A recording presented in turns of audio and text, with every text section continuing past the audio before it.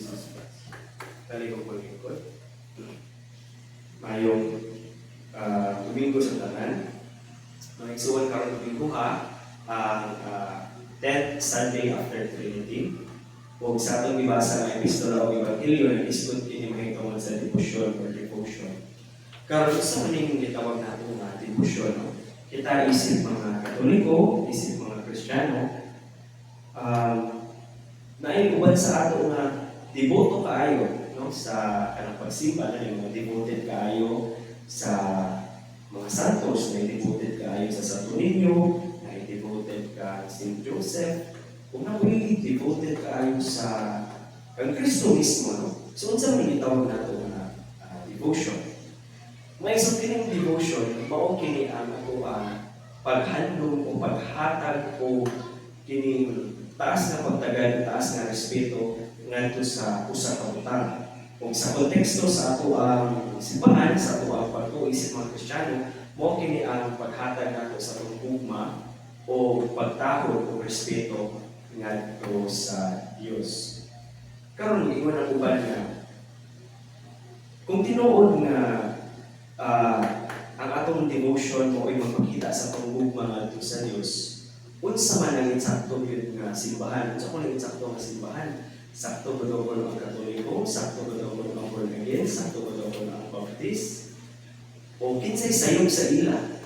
Kay na yung mga kuwan na ikono, mga relihiyon na binuhat lang sa tao.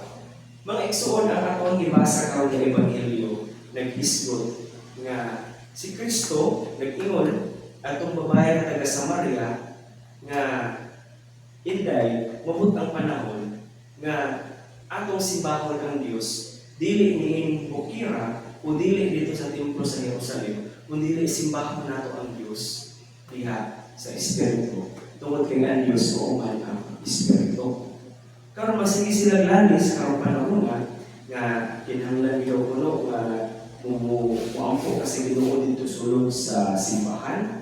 Dili ko no valid ang imong pag-ampo o dili ka sulod sa simbahan mag-ampo, no? Dili ko no enough nga kanang kung Katoliko ka, maato ka sa simbahan sa born again, sayop daw kuno na. Kung born again ka, nisod ka simbahan sa Katoliko, sayop daw kuno na. Mga igsoon usara ka Dios ang ato ang isimba. Kining atong paghatag og debosyon ngadto sa Dios. This is a personal relationship ngadto sa Ginoo, no? Ang ato relasyon sa Ginoo mga igsoon, wala na nagpasabot nga kung namatay ka nga Katoliko, namatay ka nga born again, namatay ka nga Baptist, namatay ka nga Sabalista, at magkita mo sa Ginoo dito sa langit, di man na mamatayan ang Ginoo nga asa man katigsimba sa una. Di man na mamatayan ang Ginoo nga nalawat ka. Di man mamatayan ang Ginoo na.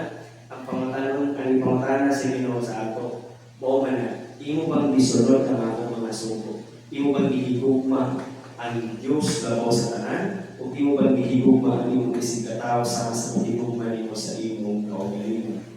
Tungod kay usahay, no? Sa ato ang pagka-devoto, devoted kaayo ka sa atong relihiyon, usahay malimot ta, no? Nga ang tinuod hindi ay ang pagsimba, dili mao ang pag-adto sa simbahan o pagtupa-tupa dito, pero pag-abot sa balay mo rin hapon nato ang binuhata, no? Nakita tag silingan nato ang lahi o relihiyon, atong sawayon, atong kamayon, o nakita nato ang silingan nga parehas nato relihiyon, yung wala simba, atong kantsawan, atong sawayon nga. Nag-isyo kayo mag-cyber no kay nangabit man na walang dili mo simba.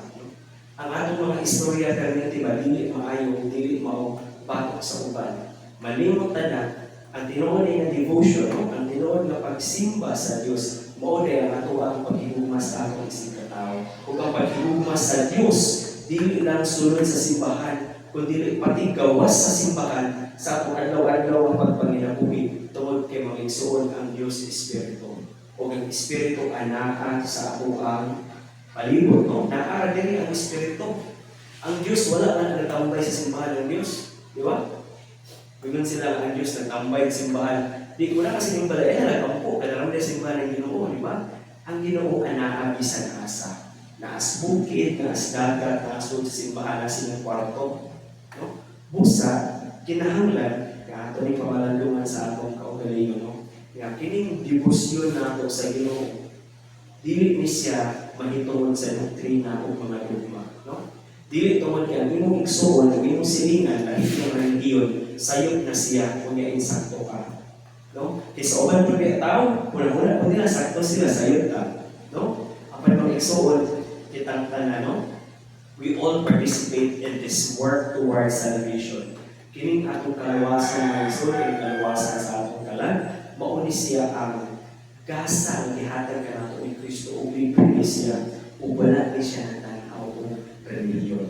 O sa mga igsuon, ang atong debosyon, no? Ngadto sa Dios, ang atong debosyon ngadto sa Ginoo, wala lang ang nagpakita sa atong pagka-religyoso. Kundi makita na sa atong adlaw-adlaw nga ginabuhat kay matod pa ni Kristo, ang Dios, di nato simbahon diri sa bukid sa Samaria, dili lang po nato siya simbahon dito sa templo sa Jerusalem, apan simbahon nato ang Dios nga mao ang Espiritu nga mao'y nagpadagan sa dalang butang niini kalibutan. Hinaon ko sa ngalan sa Ama, sa Anak, sa Espiritu Santo.